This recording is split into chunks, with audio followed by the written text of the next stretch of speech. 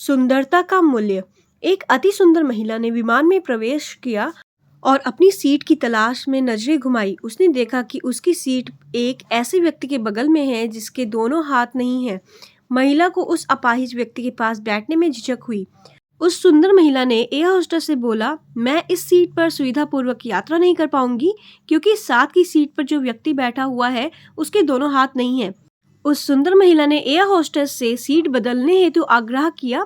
असहज हुई air hostess ने पूछा, मैम, क्या मुझे कारण बता सकती हैं? सुंदर महिला ने जवाब दिया, मैं ऐसे लोगों को पसंद नहीं करती। मैं ऐसे व्यक्ति के पास बैठकर यात्रा नहीं कर पाऊंगी।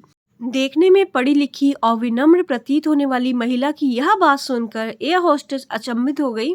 महिला ने एक बार फिर एयर होस्टेस से जोर देकर कहा, मैं उस सीट पर नहीं बैठ सकती, मुझे कोई दूसरी सीट दे दी जाए। एयर होस्टेस ने खाली सीट की तलाश में चारों ओर नजर घुमाई पर कोई भी सीट खाली नहीं दिखी। एयर होस्टेस ने महिला से कहा कि मैडम, इस इकोनॉमी क्लास में कोई सीट खाली नहीं है, किंतु यात्रियों की सुविधा का ध्यान रखना हमारा दायित्व है। मैं विमान के कप्तान से बात करती हूँ, कृपया तब तक थोड़ा धैर्य रखें। ऐसा कहकर एयर होस्टेस कप्तान से बात करने चली गई। कुछ समय बाद लौटने के बाद उसने महिला को बताया, मैडम, आपको जो असुविधा हुई उसके लिए बहुत खेद है। इस पूरे विमान में केवल एक सीट ही खाली है और वह प्रथम श्रेणी में है। मैंने हमारी टीम से बात की और हमने एक असाधारण निर्णय लिया। एक यात्री को इकोनॉमिक क्लास से प्रथम श्रेणी में भेजने का कार्य हमारी कंपनी के इतिहास में पहली बार हो रहा है। सुंदर महिला अत्यंत प्रसन्न हुई, किंतु इससे पहले कि वह अपनी प्रतिक्रिया व्यक्त करती और एक शब्द भी बोल पाती, एयर होस्टेस उस अपाहिज और दोनों हाथ विहीन व्यक्ति की ओर बढ़ गई और विनम्रता पूर्वक उनसे पूछा, सर, क्या आप प्रथम श्रेणी में जा सकेंगे? क्योंकि हम नहीं चाहते कि आप एक अशिष्ट यात्री के साथ यात्रा करके परेशान हो। यह बात सुनकर सभी यात्रियों ने ताली बजाकर इस निर्णय का स्वागत किया। वह अति सुंदर दिखने वाली महिला तो अब शर्म से नजरें ही नहीं उठा पा रही थी।